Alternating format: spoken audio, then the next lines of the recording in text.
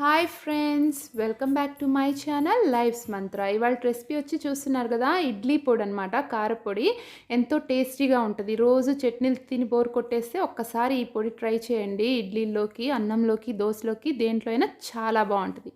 So ఇప్పుడు ఇట్లా నెయ్యి స్ప్రెడ్ చేసుకొని కనుక పిల్లలకి పెట్టారంటే ఎంతో ఇష్టంగా వాళ్ళు కూడా తినేస్తారనమాట. సో ఇలా వేడి వేడి ఇడ్లీలు మీరు కూడా ఈ రెసిపీ ఒకసారి ట్రై చేయండి. ఇడ్లీలతో పాటు సూపర్ ఉంటుంది. మరి వీడియో చూసేయండి. మనకి ఇడ్లీ పొడి తయారు చేసుకోవడానికి ఇంగ్రీడియంట్స్ చూద్దాం. ఫస్ట్ ఏం కావాలనేది, ఇవి వచ్చేసి 1/2 కప్ మినువులు అనమాట. ఇవి పచ్చిశనగపప్పు, సాల్ట్, కొంచెం ఉలు, ఇంగువ, కరివేపాకు, ఉప్పు, చిన్నులపాయలు, రెడ్ చిల్లీ తొడుని తీసుకొని పెట్టుకోండి. ప్లస్ ఇవి ఎన్ని కావాలంటే దాన్ని కారాన్ని బట్టి మీరు యూస్ చేసుకోండి. సో ఇవన్నమాట కావాల్సినవి. ఇప్పుడు మనం ప్రాసెస్ స్టార్ట్ చేద్దాం. ఇప్పుడు ప్యాన్ పెట్టేసుకున్నాను, హాట్ అయింది. ఫస్ట్ మనం 1/2 కప్పు నువ్వులు వితౌట్ ఆయిల్ ఫ్రై చేసుకుందాము, కొంచెం ఎర్రగా వచ్చే వరకు.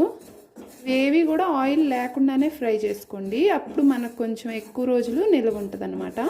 మీరు తక్కువ క్వాంటిటీ చేస్తుంటే ఆయిల్ వేసుకోవచ్చు, కొంచెం మీ ఇష్టం. సో చూసారు కదా, నువ్వులంతా కొంచెం రెడ్గా వచ్చేసి బాగా ఫ్రై అయిపోయినాయి. ఇప్పుడు ఇది వేరే బౌల్లో తీసేసుకొని పక్కన పెట్టుకుందాం. అవి తీసేసుకున్నాం కదా నువ్వులు. ఇప్పుడు రెడ్ చిల్లీ ఫ్రై చేసుకుందాం. కొంచెం క్రిస్పీగా వచ్చే వరకు ఫ్రై చేసుకోండి. అదే రెడ్ చిల్లీ అనేది ఇంకా మీరు ఎంత కారము, రెడ్ చిల్లీ ఎట్లా ఉన్నాయి, స్పైసీనెస్ దాన్ని బట్టి వేసుకోండి. దీంట్లోనే మనం కరివేపాకు కూడా యాడ్ చేద్దాం.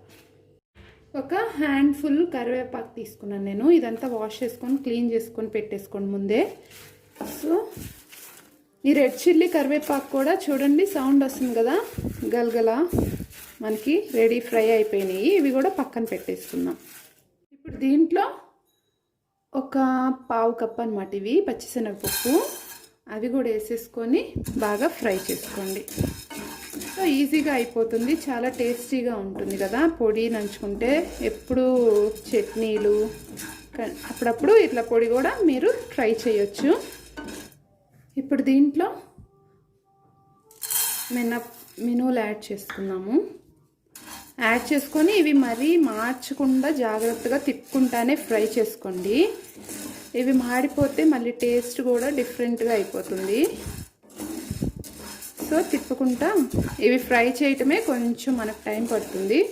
ఇవి ఫ్రై అయిపోతే ఎంతో ఈజీగా టేస్టీగా మనకి ఇడ్లీ కారపొడి రెడీ అయిపోతుంది. చూసారు కదా, మన మినపప్పును పచ్చిశనగపప్పు ఫ్రై అయిపోయినాయి బాగా రెడ్గా. సో నేను ఆపేసి దీన్ని కూడా కూల్ చేసుకుంటాను.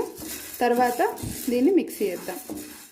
సో అన్నీ మనం వేయించుకున్నాయి కూల్ అయిపోయినాయి. ఇవి నువ్వులు అన్నీ మిక్సీలో తీసేసుకోండి.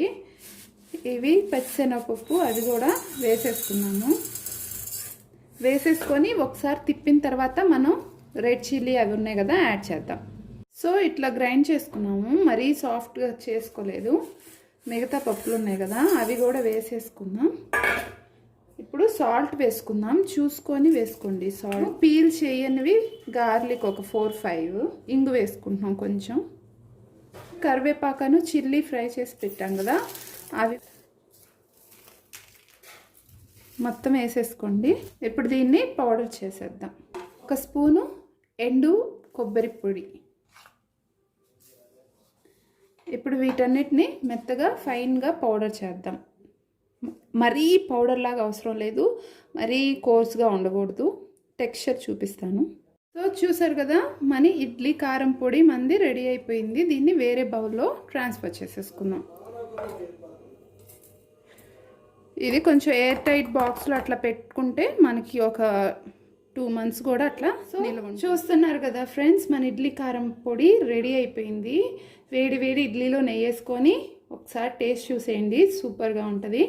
సో ఈ వీడియో కనుక మీకు నచ్చితే తప్పకుండా లైక్ చేయండి, షేర్ చేయండి. నా ఛానల్కి మరికొన్ని మంచి వీడియోల కోసం సబ్స్క్రైబ్ చేసుకోండి. Thank you friends, bye bye.